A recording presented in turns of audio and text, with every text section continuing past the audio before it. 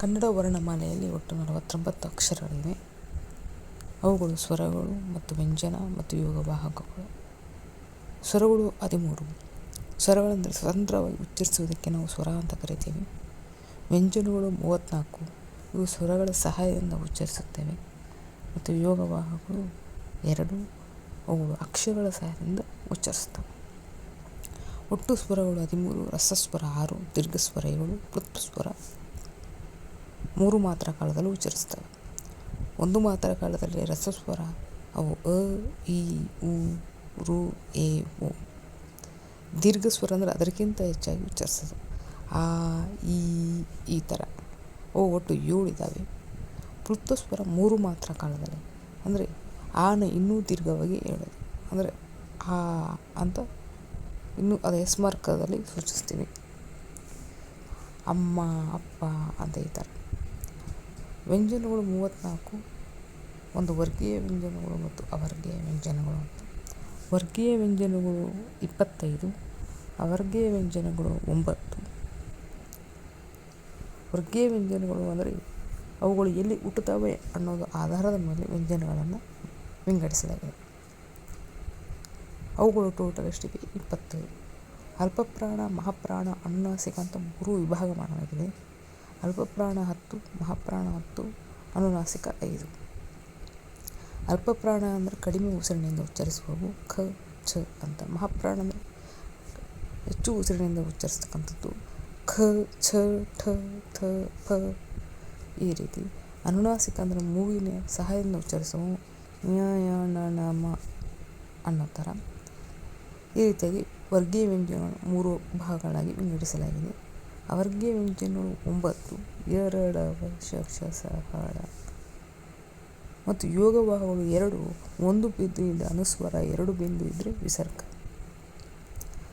ಅನುಸ್ವಾರವು ನಾವು ಅಕ್ಷರಗಳ ಸಹಾಯದಿಂದ ಉಚ್ಚರಿಸ್ತೀವಿ. ಒಂದು ಅಕ್ಷರ ಬೇಕೇ ಬೇಕು, ಅದು ಅಮ್ಮ ಅಂತ ಆಗಿರ್ಬೋದು. ಮತ್ತು ಅಹ ಅಂದರೆ 2 ಬಿಂದುವಿನಿಂದ ಅಹ ಅಂತ, ಅಂದರೆ ಒಂದು ಅಕ್ಷರ ಸಹ ಬೇಕೇ ಬೇಕು ಸಹಾಯ. ಇದನ್ನು ಉಚ್ಚರಿಸೋಕ್ಕೆ ಬರೋಲ್ಲ, ಒಂದು ಬಿಂದು ಇದ್ದರೆ ಅದನ್ನೇನಂತ ಉಚ್ಚರಿಸ್ತೇವೆ. ಅದಕ್ಕಾಗಿ ಒಂದು ಅಕ್ಷರ ಸಹಾಯ ಬೇಕೇ ಬೇಕು. ಅದಕ್ಕಾಗಿ ನಾವನ್ನು ಯೋಗವಾಹಗಳು ಅಂತ ಕರಿತೀವಿ. ಸಂಧ್ಯಾಕ್ಷರಗಳು ಐ ಮತ್ತು ಔ. ಯಾಕೆ ಒಂದು ಸಂಧ್ಯಾಕ್ಷರ ಅಂತ ಕರಿತೀವಿ ಅಂದರೆ ಅವೆರಡು ಸ್ವರಗಳು ಸೇರಿ ಉಂಟಾಗ್ತವೆ, ಅಂದರೆ ಸಂಧಿ ಕಾರ್ಯ ಆಗ್ತದೆ. ಅ ಪ್ಲಸ್ ಇ ಐ ಆಯಿತು, ಅ ಪ್ಲಸ್ ಉ ಔ ಆಯಿತು. ಅದಕ್ಕಾಗಿ ಐ ಮತ್ತು ಔನ ಸಂಧ್ಯಾಕ್ಷರಗಳು ಅಂತ ಕರಿತೀವಿ. ನಾವು ಅಕ್ಷರಗಳನ್ನು ಉಚ್ಚರಿಸುವಾಗ ಅವು ಎಲ್ಲಿ ಹುಟ್ಟುತ್ತವೆ ಎಂಬುದು ಆಧಾರದ ಮೇಲೆ ವರ್ಗೀಯ ವ್ಯಂಜನಗಳನ್ನು ವರ್ಗೀಕರಿಸ್ತೀವಿ ಅಂತ ಹೇಳಿದ್ದೆ.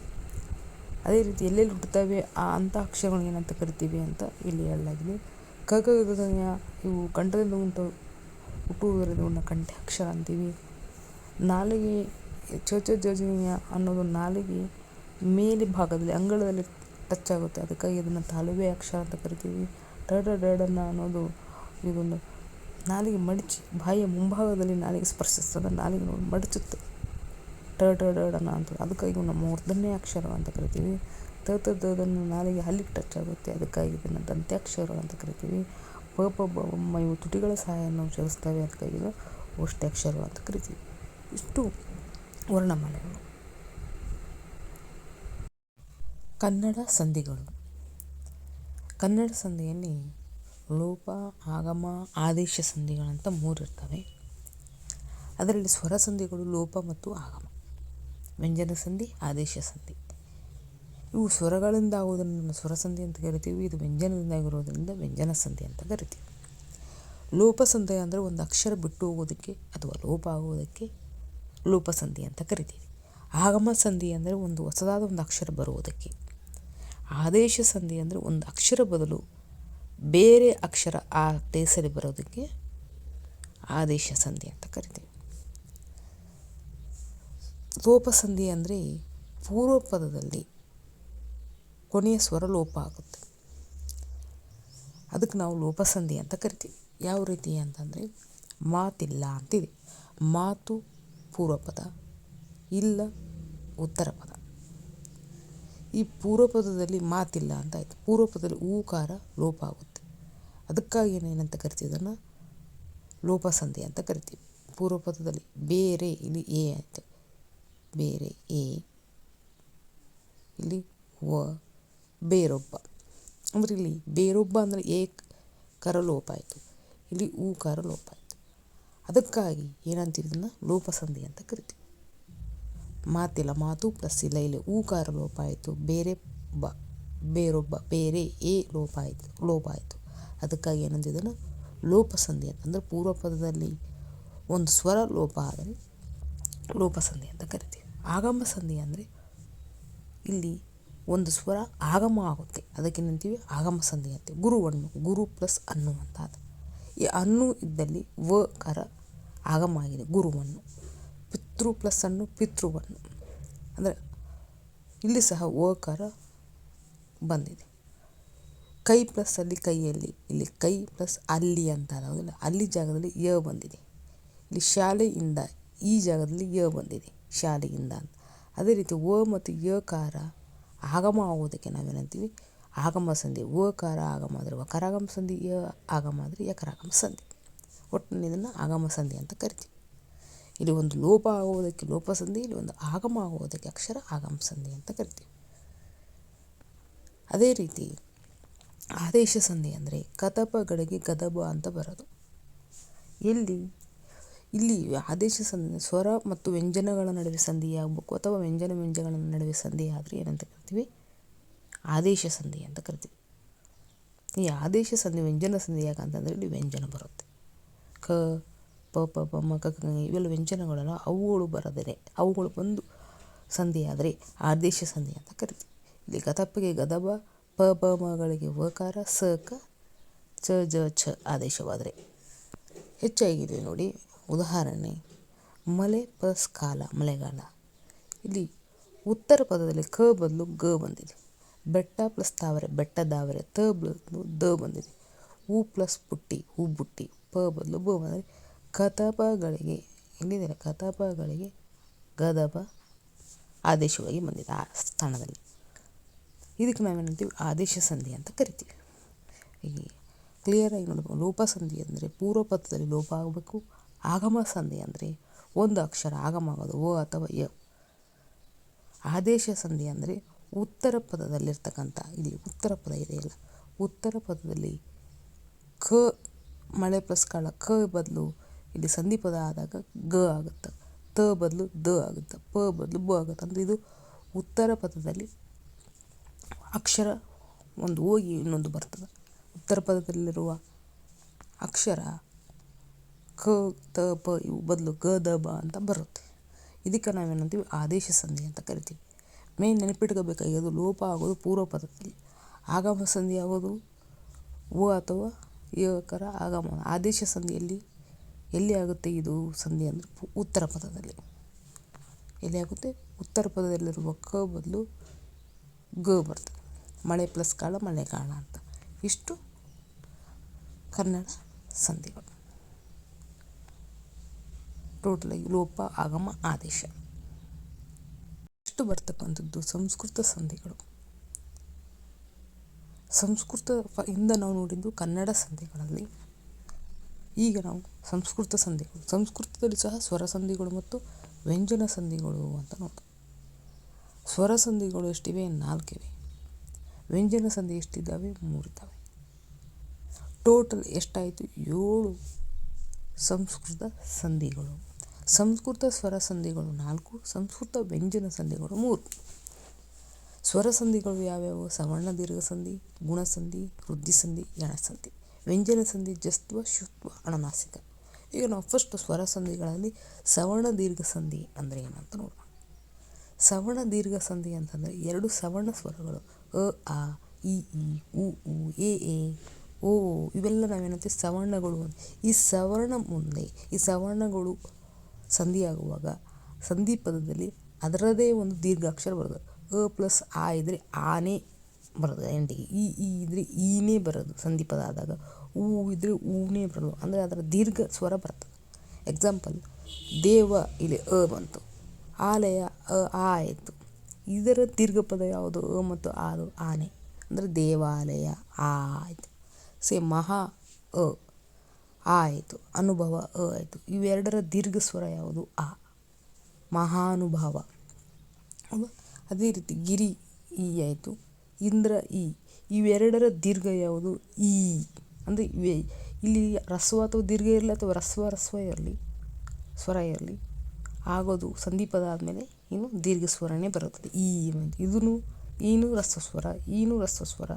ಆದರೆ ಸಂಧಿಪದ ಆದಮೇಲೆ ಗಿರೀಂದ್ರ ಅಂತ ಈ ಅಂತ ಬಂತು ದೀರ್ಘ. ಇದು ಗುರು ಉ, ಉಪದೇಶ ಉ, ಇವೆರಡರ ದೀರ್ಘ ಸ್ವರ ಯಾವುದು ಉ, ಗುರುಪದೇಶ.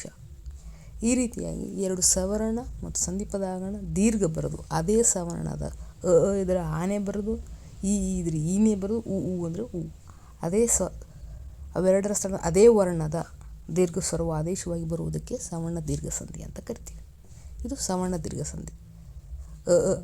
ಆನೆ ಬರೋದು, ಈಗ ಈನೇ ದೀರ್ಘವಾಗಿ ಬರೋದಕ್ಕೆ ನಾವೇನಂತೀವಿ ಸವರ್ಣ ದೀರ್ಘ ಸಂಧಿ ಅಂತ ಕರಿತೀವಿ. ನೆಕ್ಸ್ಟ್ ಬರ್ತಕ್ಕಂಥದ್ದು ಗುಣಸಂಧಿ. ಗುಣಸಂಧಿ ಅಂದರೆ ನೀವು ಈಸಿಯಾಗಿ ನೋಡ್ಬೋದು. ಏನು ಅಂದರೆ ಈ ಕಾರಕ್ಕೆ ಎ ಕಾರ ಬರೋದು, ಉ ಕಾರಕ್ಕೆ ಓ ಕಾರ ಬರೋದು, ರೂಕ ಆರ್ ಬರೋದು. ಇವಿಷ್ಟು ನೆನ್ಪಿಟ್ಕೊಂಡ್ಬಿಟ್ರೆ ಸಾಕು. ಇವೆರಡು ಈ ಇದ್ದರೆ ಎ ಆಗುತ್ತೆ, ಉ ಇದ್ರೆ ಓ, ರು ಇದ್ದರೆ ಅರ್, ರು ಇದ್ದರೆ ಅರ್ ಅಂತ ಆಗುತ್ತೆ. ಇಷ್ಟು ಅಂದರೆ ದೇವ ಪ್ಲಸ್ ಈಶ, ದೇವೇಶ ಎ ಅಂತ ಬರುತ್ತೆ. ಈ ಬದಲು ಎ. ಮಹಾ ಪ್ಲಸ್ ಉತ್ಸವ, ಉತ್ತರ ಪದದಲ್ಲಿ ಉ ಅಂತು ಸಂಧಿಪದ ಮಹೋತ್ಸವ ಓ ಬರೋದು. ಮಹಾ ಪ್ಲಸ್ ಋಷಿ, ರು ಇದ್ದರೆ ಅರ್ ಅಂತ ಬರೋದು. ಈಗ ಎ, ಊಗ ಓ, ರೂಗ ಅರ್. ಈ ರೀತಿ ಬಂದರೆ ಗುಣಸಂಧಿ ಅಂತ ಕರಿತೀವಿ. ಇದು ನಾವು ನೆನಪಿಟ್ಕೋಬೇಕು. ಈ ಇದ್ದರೆ ಎ ಬರೋದು, ದೇವ ಪ್ಲಸ್ ಈಶ ಇದ್ದರೆ ಏಷ ಅಂತ ಬರೋದು. ದೇವೇಶ. ಮಹೋತ್ಸವ, ಮಹಾ ಪ್ಲಸ್ ಉತ್ಸವ ಮಹೋತ್ಸವ, ಮಹಾ ಪ್ಲಸ್ ಋಷಿ ಮಹರ್ಷಿ. ಈ ರೀತಿ ಸಂಧಿ ಆಗುವುದಕ್ಕೆ ನಾವು ಹೇಳ್ತೀವಿ ಗುಣಸಂಧಿ ಅಂತ ಕರಿತೀವಿ. ಇದು ನಾವು ನೆನಪಿಟ್ಕೊಂಡ್ಬಿಟ್ರೆ ಸಾಕು. ನೆಕ್ಸ್ಟ್ ಬರ್ತಕ್ಕಂಥದ್ದು ಎಣಸಂಧಿ.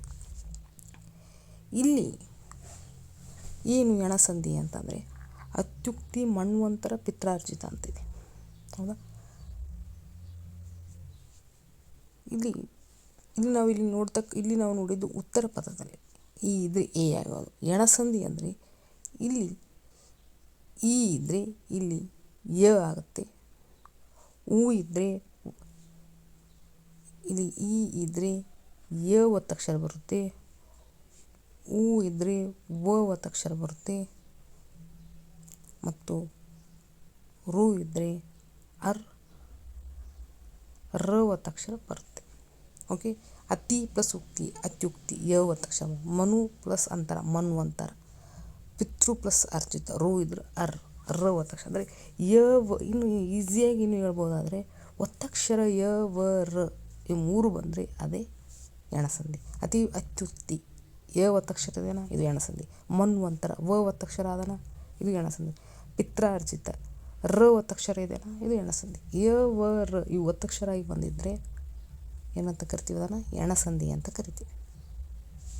ಇದು ನಾವು ಕೋಡಾಗಿ ನೆನಪು. ಈ ಬದಲು ಯ ಒತ್ತಕ್ಷರ ಬರುತ್ತೆ, ಅತಿ ಪ್ಲಸ್ ಉಕ್ತಿ ಅತ್ಯುಕ್ತಿ, ಮನು ಹೂ ಅಂತು ಮನ್ವಂತರ, ಪಿತೃ ಪ್ಲಸ್ ಅರ್ಜಿತ ರು ರ. ಇನ್ನೂ ಈಸಿಯಾಗಿ ಅಂದರೆ ಯ ವ ರ ಇವು ಒತ್ತಕ್ಷರ ಎಲ್ಲಿ ಬಂದಿರ್ತವೆ, ಒತ್ತಕ್ಷರಗಳು ನೆನ್ಪಿಟ್ಕೋಬೇಕಾಗಿರೋದೇನು, ಒತ್ತಕ್ಷರ ಯ ಬಂತ ಅದು ಎಣಸಂಧಿ, ಓ ಬಂತ ಎಣಸಂಧಿ, ರ ಬಂತ ಎಣಸಂಧಿ. ಇದು ನೆನ್ಪಿಟ್ಕೋಬೇಕು. ಯ ವ ಮತ್ತು ರ ಇದಕ್ಕೆ ನಾವೇನಂತೀವಿ ಎಣಸಂಧಿ ಅಂತ ಕರಿತೀವಿ. ನೆಕ್ಸ್ಟ್ ಬಂದು ವೃದ್ಧಿಸಂಧಿ. ವೃದ್ಧಿಸಂಧಿ ಅಂದರೆ ಏನು? ಐ ಮತ್ತು ಅವು ಸಂಧಿ ಪದದಲ್ಲಿ ಕಂಡ್ರೆ ಅವೆಲ್ಲ ವೃದ್ಧಿಸಂಧಿ. ಏಕೈಕ ಐ, ಭಾವೈಕ ಐ ಬಂತು, ಜಲೌಗ ಅವು, ವನೌಷಧ ಅವು. ಐ ಮತ್ತು ಅವು ಸಂಧಿ ಪದದಲ್ಲಿ ಏಕ ಪ್ಲಸ್ ಏಕೈಕ ಇತ್ತು ಅಂದರೆ ಅದೇನಂತೀವಿ ವೃದ್ಧಿಸಂಧಿ. ಈಸಿಯಾಗಿ ನೆನ್ಕೋಬೇಕು. ಎ ಓ ಆರ್ ಅಂತ ಬಂದಿದೆ ಅದು ಗುಣಸಂಧಿ. ಇದಕ್ಕೂ ಮೇಲೆ ಐ ಅವು ಅಂತ ಬಂದರೆ ಅದು ವೃದ್ಧಿಸಂಧಿ. ಒತ್ತಕ್ಷರ ಯ ವ ರ ಬಂದರೆ ಎಣಸಂಧಿ. ಅದೇ ವರ್ಣದ ದೀರ್ಘವಾಗಿ ಬಂದರೆ ಅದನ್ನು ಸವರ್ಣ ಸಂಧಿ ಅಂತ ಕರಿತೀವಿ. ಇನ್ನು ಇಲ್ಲಿ ದೀರ್ಘ ಸ್ವರ ಬಂದರೆ ಇಲ್ಲಿ ಈಸಿಯಾಗಿ ಇಲ್ಲಿ ಬರೋದು ದೀರ್ಘ ಸ್ವರ ಆದೇಶವಾಗಿ ಬಂದರೆ ಎಂಡಲ್ಲಿ ಸಂಧಿ ಪದದಲ್ಲಿ ಎ ಓ ಅರ್ ಅಂತ ಬಂದರೆ ಅದನ್ನು ಗುಣಸಂಧಿ ಅಂತ ಕರಿತೀವಿ. ಇದು ಸಿಂಪ್ಲಿಫಿಕೇಶನ್. ಐ ಅವು ಅಂತ ಬಂದರೆ ಸಂಧಿ ಪದ ಲಾಸ್ಟಿಗೆ ವನೌಷಧ ಏಕೈಕ ಆ ಥರ ವೃದ್ಧಿಸಂಧಿ. ಯ ವ ರ ಆದೇಶವಾಗಿ ಬಂದರೆ ಅದು ಒತ್ತಕ್ಷರವಾಗಿ ಬಂದಿರ್ತದೆ ಆಲ್ಮೋಸ್ಟು, ಅದಕ್ಕೆ ಎಣಸಂಧಿ ಅಂತ ಕರಿತೀವಿ. ನೆಕ್ಸ್ಟ್ ನಾವು ಸ್ವರ ಸಂಧಿಗಳನ್ನು ತಿಳ್ಕೊಂಡಿವಿ. ನೆಕ್ಸ್ಟು ವ್ಯಂಜನ ಸಂಧಿಗಳ ಬಗ್ಗೆ ನೆಕ್ಸ್ಟ್ ಪಾಠದಲ್ಲಿ ತಿಳ್ಕೊಂಡು ನಾವು ಹಿಂದಿನದಲ್ಲಿ ಸ್ವರ ಸಂಧಿಗಳ ಬಗ್ಗೆ ತಿಳ್ಕೊಂಡಿವಿ. ಈಗ ವ್ಯಂಜನ ಸಂಧಿಗಳು ಎಷ್ಟಿವೆ? ವ್ಯಂಜನಗಳು ಅಂದರೆ 3. ಟೋಟಲ್ ಸಂಸ್ಕೃತ ಸಂಧಿಗಳು 7, ಅದರಲ್ಲಿ 4 ಸ್ವರ ಸಂಧಿಗಳು, 3 ವ್ಯಂಜನ ಸಂಧಿಗಳು. ಈಗ ವ್ಯಂಜನ ಸಂಧಿಗಳ ಬಗ್ಗೆ ಹೇಳಬೇಕಾದ್ರೆ ಜಸ್ತ್ವ, ಶುತ್ವ ಮತ್ತು ಅನುನಾಸಿಕ ಸಂಧಿಗಳು. ಜಸ್ತ್ವ ಸಂಧಿ ಅಂದರೆ ಏನು? ಪೂರ್ವ ಪದದಲ್ಲಿ ಕಚಟ ತಬ ಇದ್ದರೆ ಸಂಧಿ ಪದದಲ್ಲಿ ಗಜಡ ದಬ ಬರುತ್ತೆ. ನಾವು ಇನ್ನೊಂದು ಅಬ್ಸರ್ವ್ ಮಾಡಬೇಕು, ಕತಪಗಳಿಗೆ ಗದಬ ಬರ್ತವ ಅಂತ, ಅದು ಆದೇಶ ಸಂಧಿ. ಅಂದರೆ ಅದು ಉತ್ತರ ಪದದಲ್ಲಿ ಮಳೆ ಪ್ಲಸ್ ಇಲ್ಲಿ ಕಾಲ ಇಲ್ಲಿ ಬರ್ತಿತ್ತು, ಇಲ್ಲಿ ಮಳೆಗಾಲ ಅಂದರೆ ಉತ್ತರ ಪದದಲ್ಲಿ ಕ ಇದ್ದರೆ ಸಂಧಿ ಪದದಲ್ಲಿ ಗ ಅಂತ ಬರ್ತಿತ್ತು. ಮಳೆ ಪ್ಲಸ್ ಕಾಲ ಅಂತ ಬರ್ತಿತ್ತು, ಅದು ಮಳೆಗಾಲ ಅಂತ ಬರ್ತದೆ. ಅಂದರೆ ಉತ್ತರ ಪದದಲ್ಲಿ ಕಾಲ ಅಂತ ಬರ್ತಿತ್ತು. ಇಲ್ಲಿ ಸ್ಟಾರ್ಟಿಂಗೇ ಬರುತ್ತೆ, ಅದೇ ಸೆಕೆಂಡಲ್ಲಿ ಕಾಲ ಅಂತ ಬಂದಿದ್ದರೆ ಸಂಧಿ ಪದದಲ್ಲಿ ಗಾಲ ಅಂತ ಬರ್ತಿದೆ. ಸ್ಟಾರ್ಟಿಂಗ್ ಕ ಅಂತ ಬಂದಿದೆ, ವಾಕ್ ಪ್ಲಸ್ ದೇವಿ ವಾಗ್ದೇವಿ, ಹೌದಿಲ್ವಾ? ಇಲ್ಲಿ ಅಚ್ ಪ್ಲಸ್ ಅಂತ ಅಜಂತ ಅಂದರೆ ಚ ಬದಲು ಜ ಬಂದಿದೆ. ಷಟ್ ಪ್ಲಸ್ ಅನ್ನ ಷಡಾನನ್ನ, ಟ ಬದಲು ಡ ಬಂದಿದೆ. ಕ ಚ ಟ ತಬ ಬದಲು ಗ ಜ ಡ ದಬ ಬರೋದು. ತ ಬದಲು ದ, ಸತ್ ಪ್ಲಸ್ ಆನಂದ ಸದಾನಂದ. ಇದು ನೆನ್ಪಿಟ್ಕೊಂಬಿಟ್ರೆ ಸಾಕು. ಕ ಚ ಟ ತಬ ಬದಲು ಗ ಜ ಡ ದಬ ಬರ್ತದೆ. ಅಂದರೆ ಫಸ್ಟ್ ಕ ಗಂಗೆ, ಅದಾದಮೇಲೆ ಖ ಅಂತ ಬರುತ್ತೆ. ಅದ್ರ ನೆಕ್ಸ್ಟ್ ಫಸ್ಟ್ ಲೈನು ಮತ್ತು ಥರ್ಡ್ ಲೈನು. ಕ ಚ ಟ ತಬ ಬದಲು ಗ ಜ ಡ ದಬ ಬರೋದು. ಪ ಬದಲು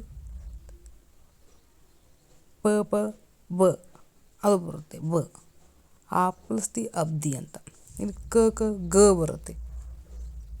ಕ ಬದಲು ಗ ಬರೋದು, ಚ ಬದಲು ಜ ಬರೋದು, ಡ ಬದಲು ಢ ಬರೋದು, ತ ಬದಲು ದ, ಪ ಬದಲು ಬ.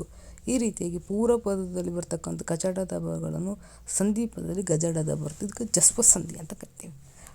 ಆದೇಶ ಸಂಧಿ ವ್ಯತ್ಯಾಸ ಏನಪ್ಪ ಅಂದ್ರೆ ಉತ್ತರ ಪದದಲ್ಲಿ ಬರ್ತದೆ ಕ, ಇಲ್ಲಿ ಸಂಧಿ ಪದದಲ್ಲಿ ಸೇಮ್ ಇರುತ್ತೆ, ಏನು ವ್ಯತ್ಯಾಸ ಇಲ್ಲ. ವಾಗ್ದೇವಿ ಅಂತ ಇದು ನೋಡಿದ ತಕ್ಷಣ ಇದನ್ನು ಆದೇಶ ಸಂಧಿನ ಅಂತ ಬಿಡಿಸಿ ನೋಡಬೇಕು. ವಾಕ್ ಪ್ಲಸ್ ದೇವಿ ಅಂದರೆ ವಾಕ್ ಅನ್ನೋದು ಫಸ್ಟಿಗೆ ಬಂದದ್ದು, ಅದಕ್ಕಾಗಿ ಇದು ಜಸ್ತ್ವ.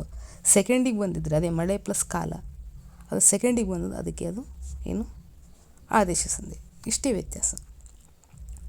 ಮಳೆ ಪ್ಲಸ್ ಕಾಲ, ಇಲ್ಲಿ ಕ ಬಂದಿದೆ, ಅದು ಆದೇಶ ಸಂಧಿ. ಫಸ್ಟಿಗೆ ಕ ಬಂದರೆ ಅದು ಜಸ್ವ ಸಂಧಿ. ಇಷ್ಟೇ ವ್ಯತ್ಯಾಸ ಜಸ್ವ ಸಂಧಿಗೂ ಮತ್ತು ಆದೇಶ ಸಂಧಿಗೂ.